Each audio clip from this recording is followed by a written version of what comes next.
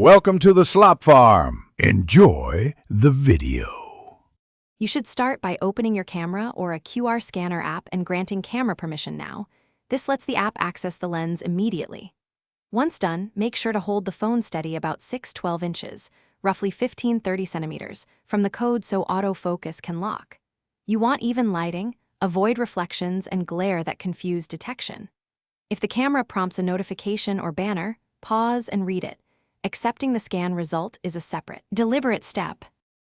You need to center the QR code inside the viewfinder and keep that 6 to 12-inch distance, because size and alignment determine read success. If the camera hesitates, tap the screen to force focus. This helps in situations with fine pattern detail. Make sure to use a dedicated QR mode or turn on the flashlight for dim environments, since contrast matters more than megapixels. Also, if the code is on a screen, lower brightness slightly to reduce washout and improve scan contrast.